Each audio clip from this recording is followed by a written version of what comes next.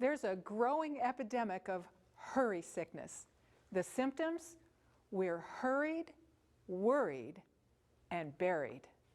Gandhi said, "There's more to life than increasing its speed." Our lives can be busy, but oh so barren. As a result, we're suffering physically, mentally, socially, and spiritually. Even doing too many good things can crowd out life's best and most important priorities. So let's take a breath and look at some important principles for balancing the multiple roles and priorities that we all carry. We need balance. Pare down or you'll wear down. Take time for your physical health and take time for your mental and spiritual health. Our bodies respond to internal panic signals when we are frantic and worried. We can be so busy doing things that feel like an emergency, but in the big picture, they may not be that important at all. Life's vital priorities may not feel urgent, but neglect of lifestyle, time with God and connecting with others can create suffering and neglect until a genuine crisis occurs. That crisis may come in the form of a broken mental or physical health, deteriorating relationships, or a broken relationship with God. So let's take a hard look at that to-do list and pare down or you'll wear down. Does your whole life feel like an emergency? We've got to pare down. What a trap this can be. Worn out, the temptation is to use stimulants to push ourselves to do more. Take time for your physical health, and that includes good nutrition. Caffeine, sugar, and alcohol rob the nervous system of real strength and lead to fatigue, cravings, and even addictions. Making healthy choices at mealtimes keeps your mind fresh, your appetite satisfied, and your fuel tank filled for the demands and duties of every day. High-fiber vegetables, fruits, beans, and whole grains provide energy, calm your nervous system, and improve mental clarity. You may not be training for a marathon, but we're all training for life. We need the energy to get up and face each day with optimism and strength.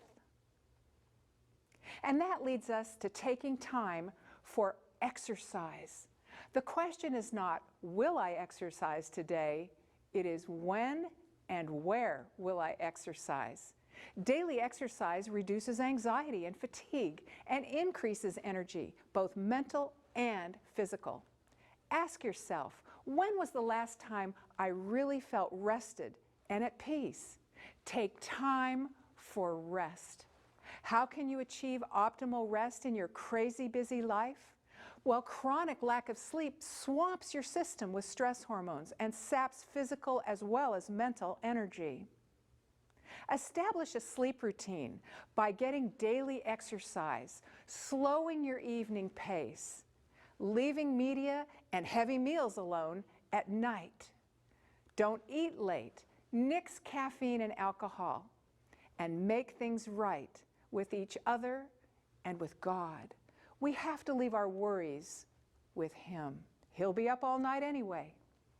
Take time for your mental health. Mentally refreshing diversions like hobbies, social times, reading, and recreation are like mini vacations for your brain and body. Don't rob yourself of refreshing downtime. It may be art, gardening, enjoying popcorn with neighbors, or just walking the dog. These mini vacations relax your brain and body and improve work productivity. Positive connections with others improve mental, physical, social, and spiritual health. A key to mental health is developing these positive relationships and taking time to grow them. Taking time to grow relationships is never time wasted.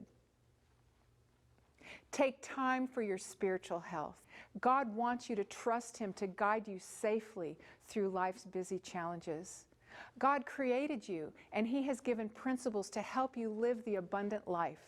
God will give you power to make positive choices every day until they become a habit. At creation, God set aside a special day of rest, friendship, and time with Him. God blessed the seventh day and made it holy, because in it he rested from all his work which he created and made. God created us to connect with him and with each other. Remember the Sabbath day to keep it holy. The seventh day is the Sabbath of the Lord your God. In it you shall not do any work. God has set aside this special day of worship to enjoy fellowship with him and with each other. It's a day free from anxieties and cares, the cares of the work week, a day for mental, physical, social, and spiritual renewal. Jesus invites you into his rest. You don't have to be hooked on busy, living the life of hurried, worried, and buried. God has power, promises, and a plan. He's calling you to focus on his healing priorities for your life. He invites you to come apart before you fall apart and rest a while.